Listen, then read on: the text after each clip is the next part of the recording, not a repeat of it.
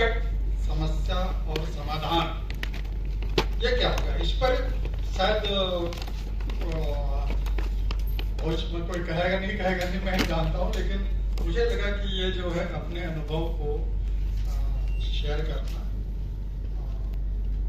मुझे जरूरी लगा, तो मैं इस बात पर इस विषय पर बात करूंगा। और आपको लेख कैसे लिखे, अपने अनुभव, और मुझे क्षमा करेंगे कि मैं लिखने की जो बातें होंगी उसमें अपने लेखों का उदाहरण दूंगा, दूसरा उदाहरण नहीं दूंगा, इसलिए मुझे क्षमा करेंगे।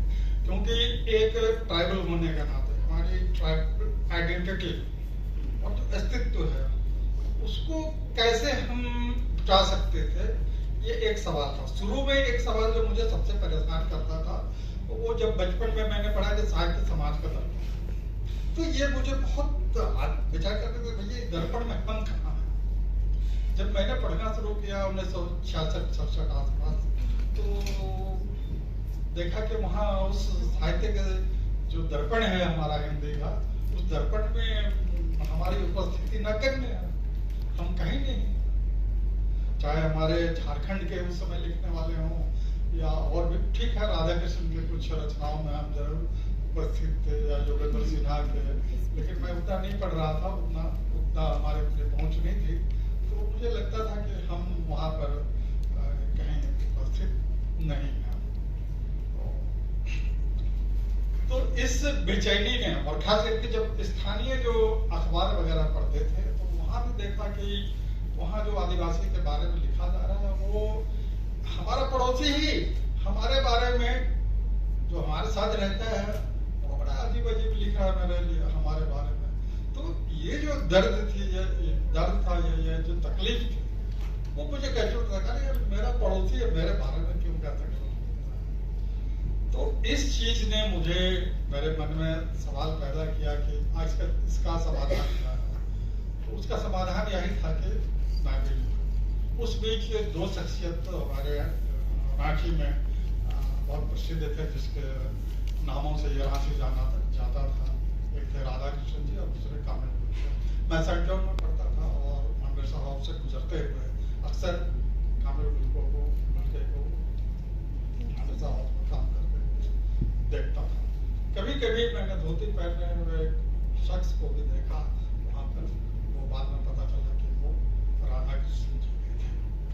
तो इनको देखने से मुझे, क्योंकि जब धर्मयुग या उस समय की जो बड़े पत्रिकाएं पढ़ता था, यही जो दो नाम थे, या सारिका या साप्ताहिक हिंदुस्तान जो भी थे, तो अगर कहीं अगर नाम लिया जाता था बाहर के साहित्य, दो नाम थे जो बहुत ही सम्मान के साथ लिए जाते थे।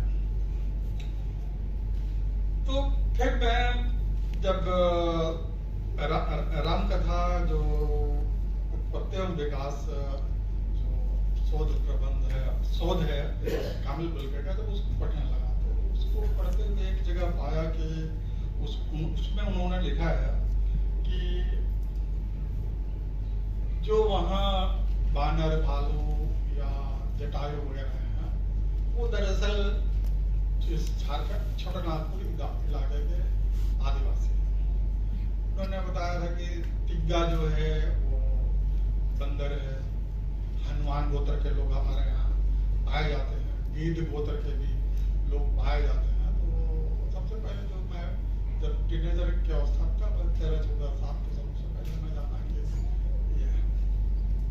तो फिर मैं चर्चा करने लगा कि नहीं ऐसी क्या बात है कि ये लोग जो आदिवासी थे वो वहाँ ग्रंथ में वो बंदर, भालू वगैरह के आग है, मुझे पूछ निकल गए।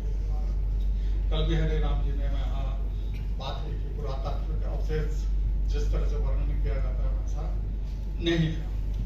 तो इस सवाल ने मुझे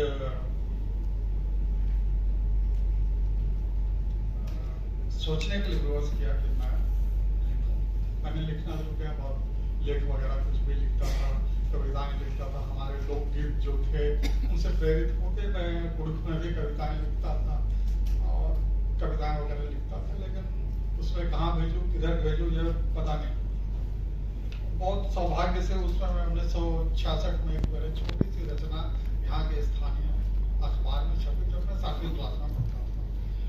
उसके बाद में जब टीनेजर में आया, जब कविताएं लिखने लगा तो लगा कि मैं बहुत अच्छी कविताएं लिख रहा हूँ, दूसरों के नकल करते हुए और कुछ करते हुए आर्यभर शब्द अच्छी इंग्लिश हिंदी लिख के इधर उधर पत्रिकाओं में कविताएं भेज देता था। सारे के सारे लोग जाते थे, मुश्किल है क्यों नहीं लिखते हैं। फिर हमारे एक मित्र हुआ करते थे हमारे साथ, स्कूल में पढ़ते थे, बाद कॉलेज में भी, वो है उत्तम सेन, बहुत बड़े पत्रकार हुए, टेलीग्राफ, टाइम्स ऑफ इंडिया और आउटलुक वगैरह में भी उन्होंने काम किया। तो वो मेरे मित्र थे, तो बोले कि महादेव ठीक है तुम कविता लिख रहे हो, लेकिन तुम कुछ लेखों के ऐसे वगैरह क्यों नहीं लिखते, ये आदिवासी जीवन कौन छापे, तुम लिखो ना, हम लोग देखते हैं। तो उन्होंने कहा लिखो, तो मैं ऐसे लिखना शुरू किया। फिर उसके बाद में उनके पिताजी एनएन गुप्ता जी यहाँ एक अखबार निकालते थे, द न्यू रिपब्लिक। तो न्यू रिपब्लिक में अधिकांश अवसर पर जो आदिवासी मुद्दों पर लेख वगैरह है, उनके मुद्दों के बारे में वो बातें छपती थी जो कि दूसरे हिंदी अखबारों में नहीं छपती। तो वो एक ट्राइबल मुद्दों को, ज्वलंत मुद्दों को बताने वाला एक अखबार माना जाता था। और उस समय जो पटना से जो अखबार वगैरह निकलते थे, प्रदीप या आर्यभट्ट, ये दो अखबार वहाँ के हिंदी अखबार थे प्रमुख, वो वही इधर आते थे। तो उसमें प्राय आदिवासियों के बारे में कुछ नहीं लिखा जाता था। और यहाँ जो भी झारखंड आंदोलन चलता था पहले भी, वो लोग उसको क्या कहते हैं, राष्ट्र विरोधी या जो भी हो, गलत सलत अलगाववादी आंदोलन कहा करते थे। तो ये सारी बातें और कई दोस्तों के साथ चलती रहती थी, मेरी भी बात तो चलती रहती थी आदिवासियों के बारे में। उस समय स्टडी वीकली में